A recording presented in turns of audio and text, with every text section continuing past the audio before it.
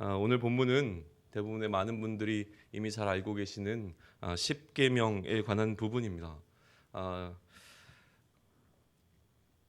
이 새벽에 십계명 본문을 다룬다는 것이 사실은 굉장히 두렵습니다. 왜냐하면 계명 하나씩만 다뤄도 사실은 10번 이상의 설교가 필요하지 않겠습니까?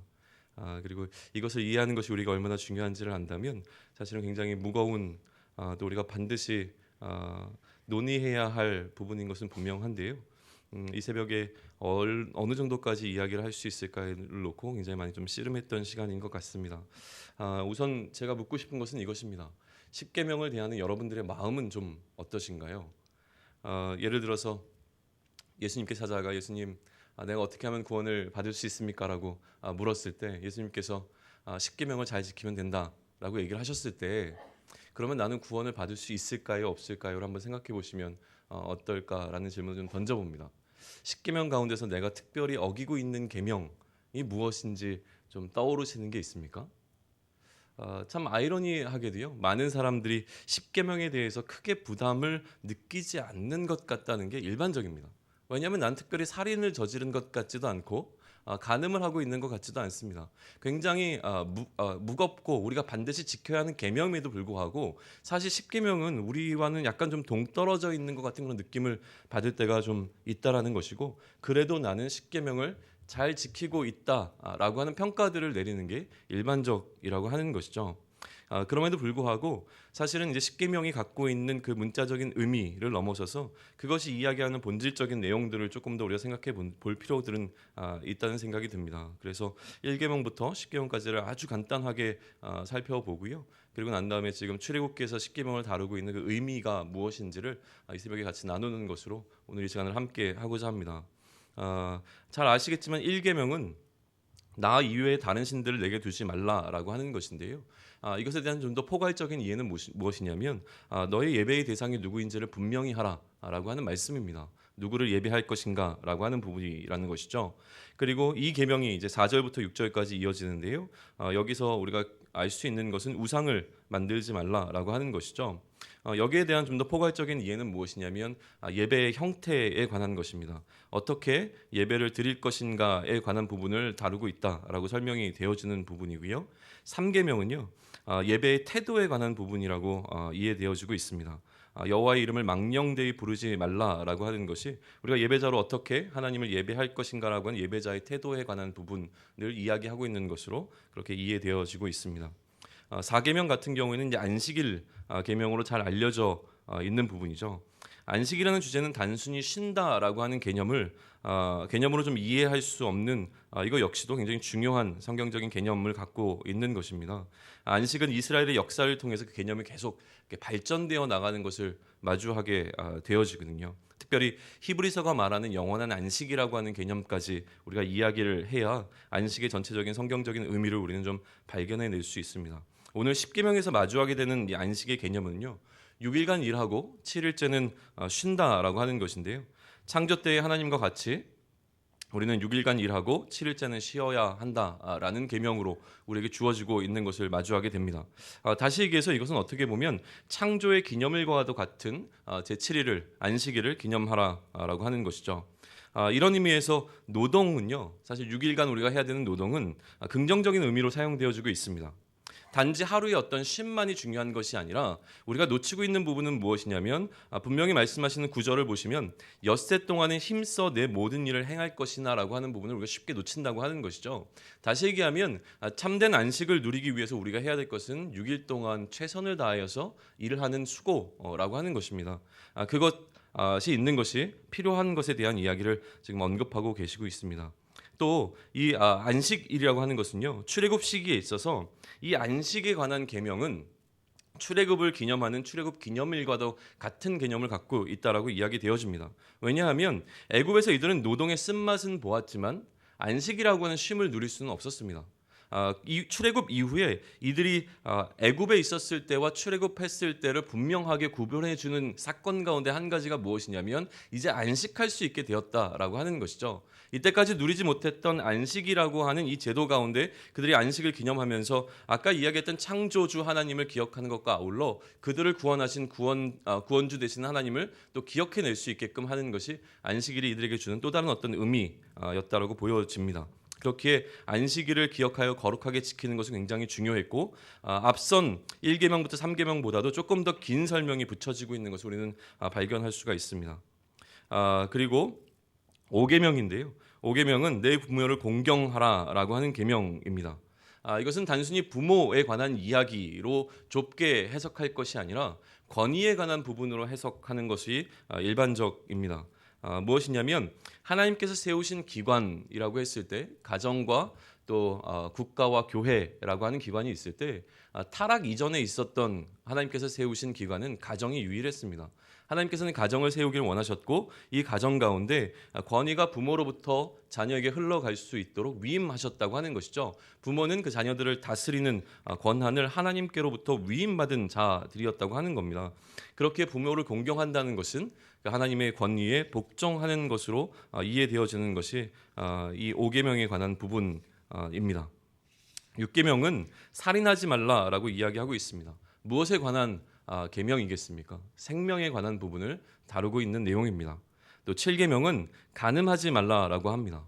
이것은 우리의 성에 관한 부분이고요. 8계명은 도둑질하지 말라라고 얘기합니다. 이것은 우리의 소유에 관한 계명인 것이죠. 9번째 계명은 내 이웃에 관하여 거짓 증거하지 말라라고 얘기합니다. 이것은 진실하신 하나님의 성품에 대비하여 우리 인간들의 거짓된 모습들에 관한 부분을 다루고 있는 것으로 이해되어지고 있습니다. 10계명은 내 이웃의 집을 탐내지 말라라고 하는 이야기인데요. 가장 좀 어떻게 보면 외적인 것이 아니라 우리의 마음에 있는 부분, 다시 얘기하면 탐심이라고 하는 부분을 다루고 있는 계명으로 10계명이 마무리가 되어지고 있는 것이 우리 앞에 놓여 있는 10계명이라고 하는 겁니다. 그러면 이러한 10계명이 어떠한 의미가 있었을까? 당시에는 어떠한 의미가 있었으며 또 출애굽기에서는 어떤 의미가 있고 오늘을 사는 우리에게는 어떠한 의미가 있는가라고 하는 것을 좀 살펴보시면 좋겠습니다. 첫 번째 10계명의 의의에 있어서 제가 이야기하고 싶은 것은 무엇이냐면 뭔가 좀 사회적인 필요성들이 있었고 그 필요들을 채워주는 역할을 지금 10계명은 하고 있다라고 하는 것인데요. 우리가 앞서 본문에서도 살펴보았지만 모세가 재판하고 있는 장면 기억나시죠? 하루 종일 재판하는 것이 굉장히 어떻게 보면 수고로운 일이었습니다. 모세가 이처럼 재판을 했어야만 하는 어떤 상황적인 이유가 있었을 겁니다. 왜냐하면 애굽에 있을 때는 애굽 땅에서 바로의 법에 따라 살면 되었습니다. 바로가 하라는 대로 살아가는 것이 그들의 삶의 어떤 나아가야 될 방향성이었다고 하는 것이죠. 근데 이제 출애굽하고 난 이후에 더 이상 애굽에서 지켜왔던 법과 제도들은 의미가 없어져 버린 겁니다. 그러면 이제 하나님의 백성으로 따로 구별되어져 하나의 그룹을 이루고 있는 이스라엘 백성들이 그러면 앞으로 어떻게 살아갈 것인가? 무엇이 옳고 무엇이 그른 것인가? 라고 하는 이런 문제들은 대두되었을 것이고 하나님의 뜻이 무엇인지를 묻기 위해서 항상 모세 앞으로 그들 가운데 갈등이 있을 때마다 모세 앞으로 나와서 판결, 지혜를 구하는 상황들은 있었을 겁니다. 자기의 소견에 옳은 대로 행하다 보니 맨날 싸움이 있을 수밖에 없는 상황이었을 것이라고 하는 것이죠. 모든 것을 모세에게 묻다 보니까 이제는 그것이 조금 더 분산된 리더십으로 위임되고 있는 장면을 마주했었고요. 그럼에도 불구하고 여러 명의 지도자가 있다고 하더라도 우리가 뭔가 좀 불편함이 해소되는 건 아닌 것 같습니다. 쉽게 생각해 볼 수 있는 부분인데요. 그래도 리더십은 있지만 우리에게 어떠한 좀 선명한 기준들이 있을 때 훨씬 더 편안함을 느끼는 것이 일반적입니다. 예를 들어서 축하드립니다. 우리 회사에 이제 취직되셨습니다. 월요일부터 출근하세요. 라는 그 한마디만 갖고 그냥 떠나왔다고 생각을 해보세요. 이 회사의 기준이 무엇인지를 모르고 있을 때 그냥 회사의 리더십에 따라서 리더십이 월요일에 출근하세요라고 하는 그 한마디에 내가 어떻게 반응할 것인가를 고민할 때 정말 생각보다 많은 고민들을 하시게 될 겁니다. 무슨 얘기냐면 몇 시부터 일을 해야 되는지, 몇 시간 동안 일하는지, 중간에 쉬는 시간은 있는지, 지각하면 어떻게 되는지, 결석하면 어떻게 되는지, 퇴근은 정시에 하는지, 야근은 있는지. 하여튼 생각보다 많은 문제들이 이 단순한 주제 속에서 이렇게 뭐라 그러죠? 뻗어져 나온다라고 하는 것이죠. 그렇기에 무언가 각자가 스스로 자신의 옳고 그름이라고 하는 부분을 하나님의 뜻에 비추어 결정할 수 있도록 해주는 판단의 근거가 되는 기준이 필요했던 것 같습니다. 그래서 다른 어떤 상황과는 달리 하나님께서는 지금 20장을 시작하시면서 하나님이 이 모든 말씀으로 말씀하여 이르시되라고 하시면서 어떻게 보면 굉장히 특별한 케이스로 하나님께서 직접 이스라엘 백성들에게 말씀하시고 있는 것처럼 지금 장면이 기록되고 있다고 하는 것이죠.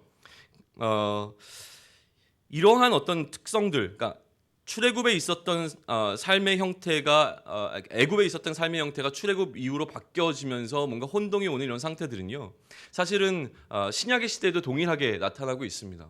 이제까지 세상의 질서를 따라왔던 사람들이 예수를 그리스도로 고백하면서부터, 그래서 교회 공동체를 만들면서부터 그들 가운데는 많은 어려움들이 생겨나기 시작했고, 그것을 해결하는 역할들을 사도들이 굉장히 최선을 다하고 있는 모습을 우리는 사실은 서신서들에서 발견하게 되어지거든요. 우리의 삶도 마찬가지인 것 같습니다.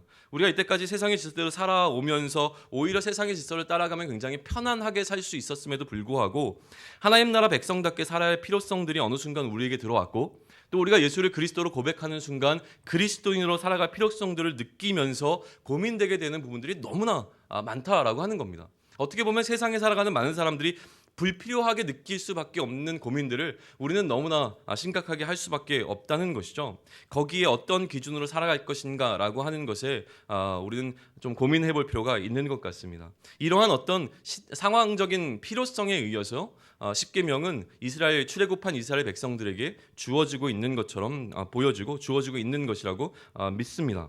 두 번째는 무엇이냐면 어떤 나름의 정치적인 의미도 있었던 것처럼 보입니다. 왜냐하면 히타이트 조약이라고 하는 조약이 있는데요. 이것을 다 설명하기에는 조금 시간적인 어려움이 있을 것 같고요. 간단하게 얘기하면 당시에 고대 근동 사회에 있었던 그 히타이트 제국이라고 하는 이 제국에서 그들이 종주국이 되어지고 그들이 뭐라 그러죠? 봉신으로 삼는, 그들이 이제 속국으로 삼았던 나라들과 맺은 조약인데요. 이 조약의 내용에 반드시 들어있는 한 6가지 요소, 공통적인 요소가 있었는데, 이 요소들이 실제로 이 출애굽기 20장부터 23장까지의 내용 가운데도 동일하게 발견되어진다라고 이야기하는 것이 학자들의 관심사이고 연구의 결과들입니다. 무슨 얘기냐고 하냐면 실제로 이 제국이 그들이 병합했던 속국들과 맺었던 조약과 같은 형태의 내용의 흐름을 가지고 지금 하나님께서 이스라엘 백성들과 무언가 조약을 언약을 맺고 계시는, 모세의 언약이라고 불리는 율법을 세워 나가시고 있는 이 장면을 통해서 무엇을 분명히 하고 있는 것이라고 해석하냐면 하나님과 이스라엘의 관계를 분명히 하고 있는 것이다라고 보인다는 것이죠. 하나님께서 그들의 주군이 되어주시고 이스라엘이 하나님의 봉신이 되어지는 조약의 형태로 지금 주어지고 있다는 것입니다. 출애굽하고 난 이후에 하나님을 하나님으로 인정할 수 있게 되어지는 것에 관한 파트가 지금 20장부터 23장까지의 내용이라고 하는 것입니다. 그러면 이제 우리의 고민은 이 십계명이 그러면 우리에게는 어떠한 의미가 있겠는가라고 하는 것이죠. 조금 더 범위를 넓혀서 율법이라고 하는 것을 좀 출발하시면 좋겠습니다. 율법을 어떠한 책처럼 한번 상상을 해보시죠. 2권의 책이 있습니다. 굉장히 쉽게 접근하는 방법인데 단순화하는 것이 늘 위험하긴 하지만 좀 단순화시켜볼 필요는 있는 것 같습니다. 2권의 큰 책이 있습니다. 한 권의 책의 제목은 하나님을 사랑하는 것에 관한 책이고요. 또 한 권의 책은 이웃을 사랑하는 것에 관한 책입니다. 첫 번째 책인 하나님을 사랑하는 것에 관한 책의 그 목차를 열었더니 4개의 챕터가 보입니다. 그것이 10계명의 1계명부터 4계명까지라고 보시고, 그 다음에 두 번째 책의 목차를 펼쳤더니 거기에는 5계명부터 10계명까지의 내용이 각각의 챕터로 등장하고 있습니다. 그리고 각각의 챕터를 넘겨서 내용을 살펴보았더니 그 내용 가운데는 어떻게 살인하지 말라라고 하는 것에 대한 구체적이고 상세한 내용들이 등장하고 있다고 하는 것이죠. 그러니까 뭔가 단순한 하나님을 사랑하고 이웃을 사랑하는 대계명에서 출발해서 이 대계명을 10개로 나눠서 10계명으로 이해하고 있고 10계명들이 보다 상세하게 서로 연관되어지면서 그들의 어떤 삶에 있어서 실제하는 사례법이라고도 불리는 그들의 삶을 보다 더 근본적으로 다루고 있는 언약의 규례들이 등장하는 것이 21장부터 23장까지의 내용이라고 하는 겁니다.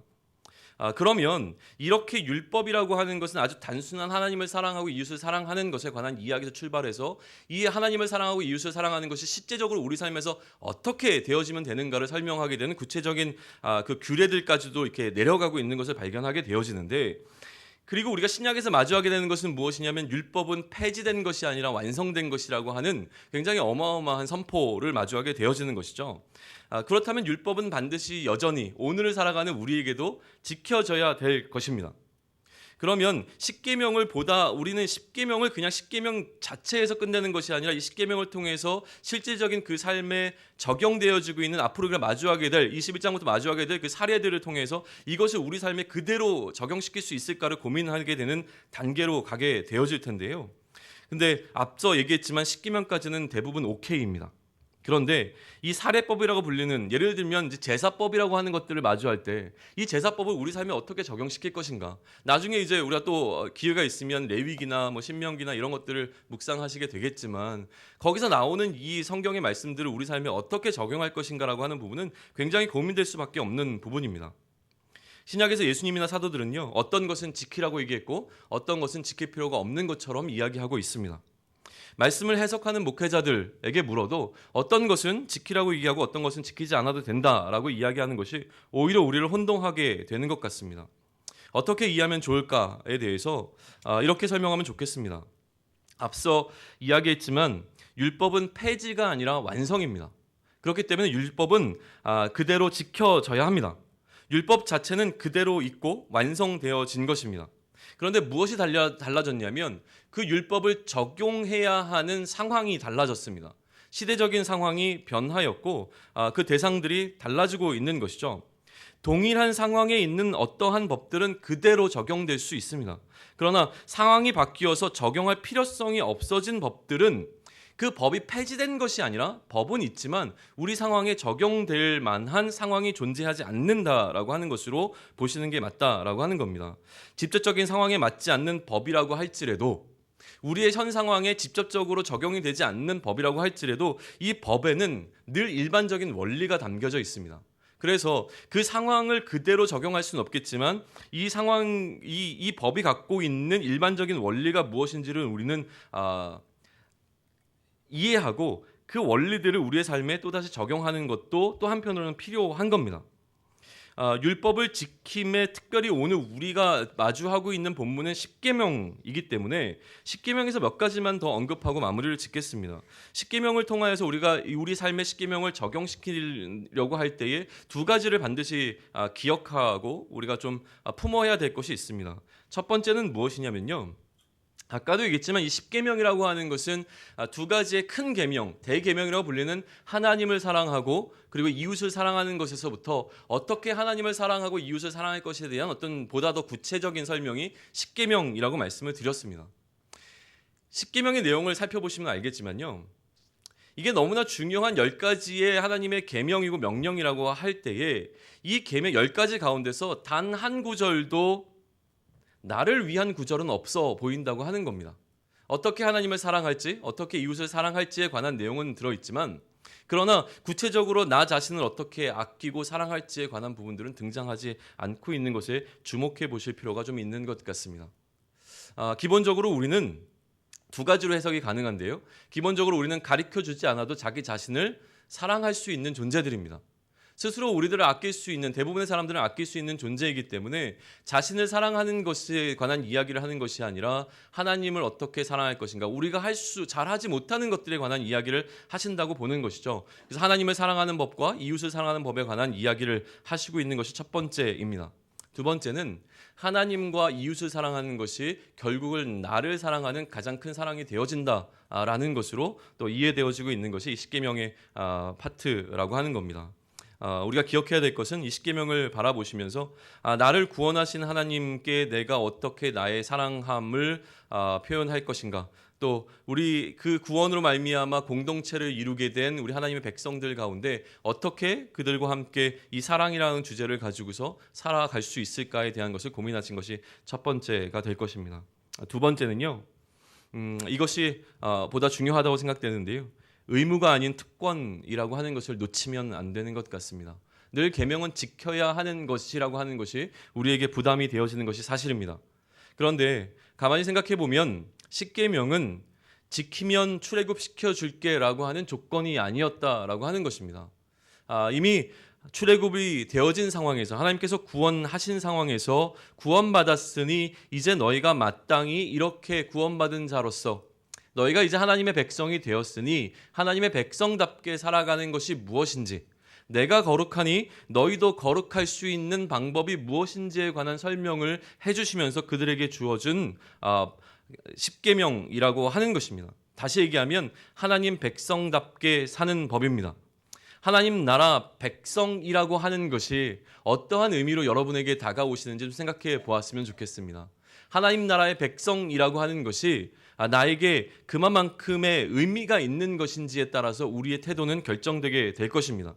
하나님 나라 백성이 되었다는 것이 나에게 굉장히 의미가 있는 것이라면, 또 그것이 어떤 나라의 백성됨보다도 훨씬 더 귀하고 값어치 있는 것이 깨달아지는 순간 우리는 하나님 나라 백성의 품위를 유지하기 위하여 이 율법들이 필요한 것이고 하나님께서 원하시는 이 태도로 삶을 조정해 나가는 것이 필요하다라고 하는 것입니다. 이렇게 생각해 보시죠. 고급 레스토랑에 들어갔습니다. 격식을 차리는 것이 굉장히 중요할 겁니다. 우리가 어디서 무엇을 하는가라고 하는 그 의미가 있는 것이죠. 똑같은 음식을 먹는 것이지만 여기가 일반적인 곳이냐 아니면 무엇인가 조금 더 고급스럽고 의미가 있는 자리인가에 우리의 태도는 달라지게 되어 있습니다. 내가 지금 어느 나라의 백성인가라고 하는 나의 소속이 분명해지게 될 때에 우리가 우리의 삶에 대한 태도, 다시 얘기하면 하나님 나라 백성으로서의 품위를 유지하는 것에 얼마만큼 우리의 노력을 할 것인가가 결정된다라고 하는 것입니다. 성공하는 사람들의 10가지 습관 이런 이야기들을 좀 들어보셨을 겁니다. 때로는 우리가 거울에 붙여놓기도 하고, 또 학생 때에는 이런 것들을 적어서 어디 책상에 붙여놓기도 하고, 이런 것들을 경험하게 되어지는데요. 그러한 노력들은 무엇입니까? 결국은 우리가 그러한 모습을 갖추기 위해서 노력하겠다고 하는 우리의 의지적인 표현일 텐데, 우리가 지금 십계명을 마주하면서 경험해야 되고 우리가 다시금 깨달아야 하는 것은 무엇이겠습니까?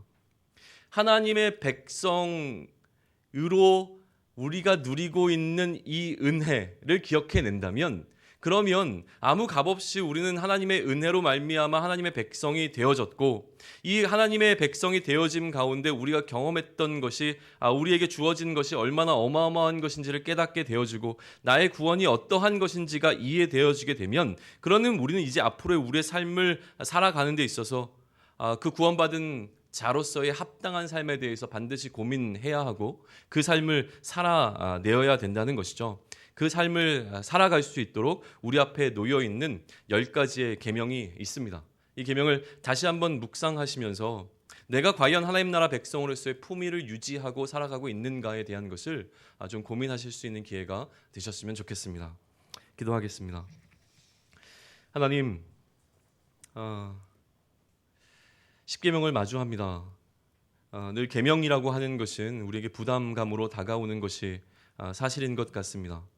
잘 지키려 해도 지켜지지 않는 것이 하나님의 법인 것 같고, 우리의 연약함들이 늘 이 법을 지키는 방향보다는 나 자신을 이 법으로부터 예외시키려고 하는 그런 노력들을 하고 있는 것을 마주하게 되어집니다. 그러나 하나님, 다시금 깨닫습니다. 우리가 이 법을 지키는 것이 우리의 의무를 넘어서서 우리가 누릴 수 있는 특권인 것을 고백합니다. 하나님의 백성이 되었기에 이것들이 나에게 의미가 있어졌습니다. 하나님의 백성이라고 하는 고백이 나에게 있기에 하나님 이 십계명을 붙잡고 이것을 지키기 위해 오늘도 씨름하겠습니다. 이 땅을 살아가면서 그저 그렇게 살아가는 것이 아니라 하나님의 백성이라고 하는 품위를 잃어버리지 아니하고, 정말 세상 가운데서 하나님이 가장 존귀한 분이시며 하나님만이 유일한 신이라고 하는 것을 온 세상 가운데 나타낼 수 있는 방식으로 그렇게 우리의 삶을 살아갈 수 있는 용기와 또 힘을 허락하여 주시옵소서. 이 모든 말씀 우리 주 예수 그리스도의 이름으로 기도드렸사옵나이다. 아멘.